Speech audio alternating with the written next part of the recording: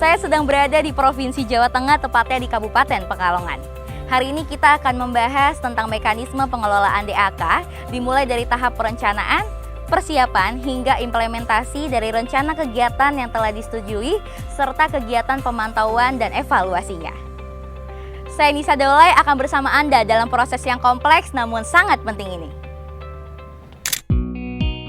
Pemerintah terus berkomitmen untuk meningkatkan pembangunan infrastruktur di seluruh pelosok negeri untuk mengurangi kesenjangan, terutama pada infrastruktur pelayanan dasar.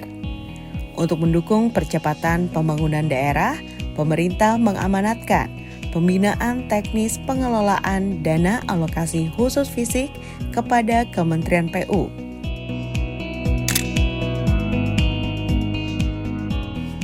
Khusus dalam pengelolaan DAK fisik bidang perumahan dan permukiman, unit kerja Kementerian PU yang terlibat adalah Pusat Fasilitasi Infrastruktur Daerah atau PFID Sekretariat Jenderal, Direktorat Rumah Swadaya Ditjen Perumahan, Direktorat Air Minum Ditjen Cipta Karya, Direktorat Sanitasi Ditjen Cipta Karya, Direktorat Pengembangan Kawasan Permukiman Ditjen Cipta Karya, Kementerian ATR BPN, dan Unit Pelaksana Teknis Ditjen Cipta Karya atau Balai Pelaksana Penyediaan Perumahan atau BP2P di daerah. Dalam pelaksanaannya, Kementerian PU bermitra dengan Kementerian PPN atau Bappenas, Kementerian Keuangan, dan Kementerian Dalam Negeri untuk membina pemerintah daerah sebagai pelaksana kegiatan.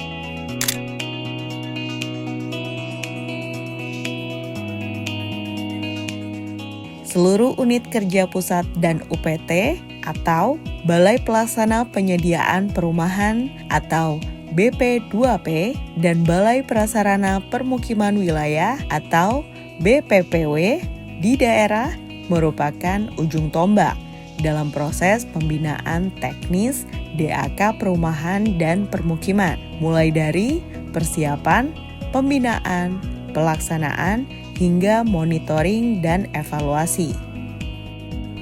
Pada awalnya, Pemda sempat bingung mencari lokasi relokasi yang akan diusulkan untuk mendapatkan DAK tematik PPKT.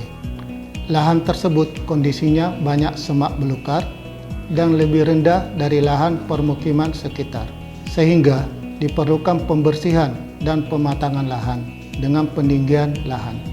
Kabupaten Pekalongan untuk pertama kalinya mengajukan usulan DAK tematik PPKT sehingga banyak sekali kendala dalam penyusunan RC.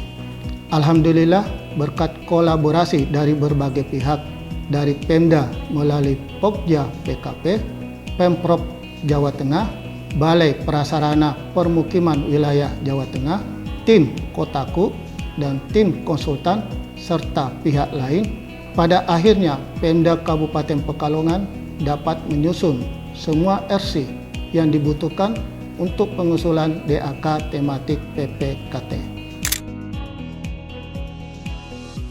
Dalam proses persiapan, PFID, Direktorat Air Minum, Direktorat Sanitasi, Direktorat Rumah Swadaya Ditjen Perumahan, Direktorat Pengembangan Kawasan Permukiman Ditjen Cipta Karya, Kementerian ATR BPN berperan memverifikasi usulan Pemda, mulai dari penilaian data teknis sampai dengan usulan rencana kegiatan.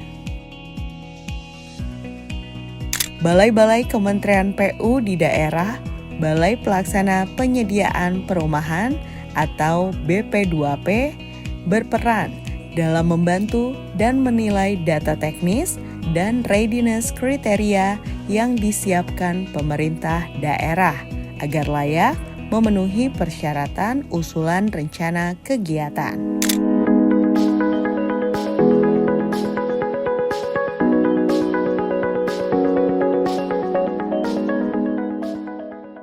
Pada tahap penilaian usulan di tingkat pusat, Pusat Fasilitasi Infrastruktur Daerah bersama dengan Direktorat Air Minum, Direktorat Sanitasi, Direktorat Rumah Swadaya Ditjen Perumahan, Direktorat Pengembangan Kawasan Permukiman Ditjen Cipta Karya, Kementerian ATR BPN akan mengevaluasi kesesuaian administratif dan data teknis dari usulan yang telah diunggah. Data teknis yang diajukan oleh pemerintah daerah juga dievaluasi untuk memastikan usulan kegiatan sesuai kondisi lapangan dan memenuhi readiness kriteria yang telah ditetapkan. Balai Prasarana Permukiman Wilayah Jawa Tengah melalui kegiatan Prakonrek Rencana Kegiatan melakukan pendampingan kepada kabupaten kota dalam penyusunan DED dan RAB usulan DAK bidang air minum, DAK bidang sanitasi, dan DAK bidang perumahan dan permukiman atau sektor PSU. BPPW Jawa Tengah, BP2P Jawa 3, dan Bapeda Provinsi Jawa Tengah melakukan pemantauan dan evaluasi pelaksanaan DAK fisik berdasarkan Peraturan Presiden Nomor 5 Tahun 2018 tentang perubahan atas Peraturan Presiden Nomor 123 Tahun 2016 tentang petunjuk teknis dana alokasi khusus fisik. Kegiatan ini untuk memastikan pelaksanaan DAK PPKT berjalan sesuai dengan DED dan RAB yang telah disetujui.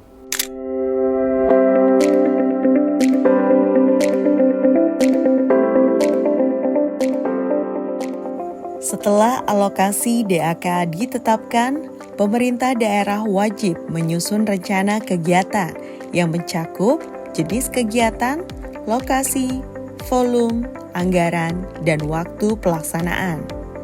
Pada tahap ini, peran balai sebagai verifikator pada unit pelaksana teknis air minum, sanitasi, perumahan, dan permukiman di tingkat provinsi sangat penting untuk memastikan rencana kegiatan realistis, layak, dan sesuai pedoman teknis.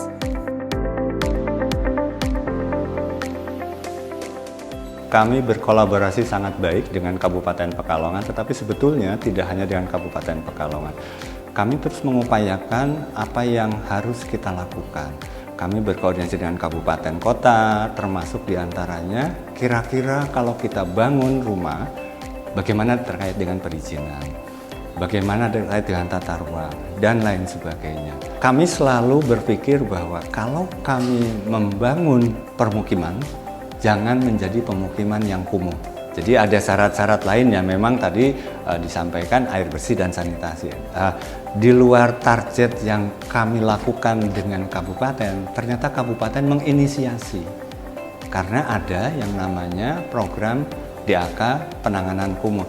Nah, ini gayung bersambut sebetulnya, sehingga rumah sehat, lingkungan yang baik, strukturnya baik, luasannya mencukupi, dan yang berikutnya adalah air bersih sanitasi, ini bisa tercukupi. Ini sebetulnya program yang kami harapkan. Kami sangat bersyukur sekali ada program DAK terintegrasi, artinya kami membangun rumah, lingkungan dibentuk oleh DAK, sehingga komunitas baru, lingkungan baru terbentuk menjadi lingkungan yang baik, sesuai dengan Undang-Undang Dasar 1945 Pasal 28. Jika usulan rencana kegiatan telah disepakati dan ditetapkan, maka pembangunan infrastruktur dapat dimulai dengan menggunakan dana alokasi khusus yang telah dialokasikan dengan tepat. Tentunya untuk membangun infrastruktur yang lebih baik sehingga dapat tercapai pemerataan kesejahteraan di seluruh pelosok negeri.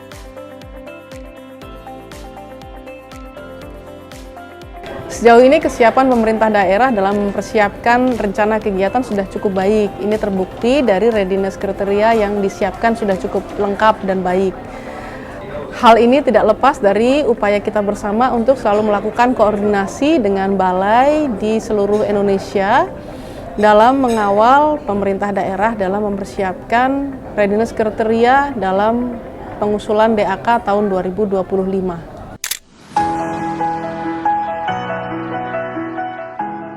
Seluruh rangkaian pengelolaan DAK mulai dari perencanaan dan penganggaran hingga tahap pembangunan ini adalah upaya bersama pemerintah pusat dan daerah untuk membangun, meningkatkan, dan mengurangi kesenjangan infrastruktur ke seluruh pelosok negeri. Semua proses ini dilakukan untuk memastikan bahwa pembangunan daerah berjalan efektif dan efisien demi kemajuan bersama.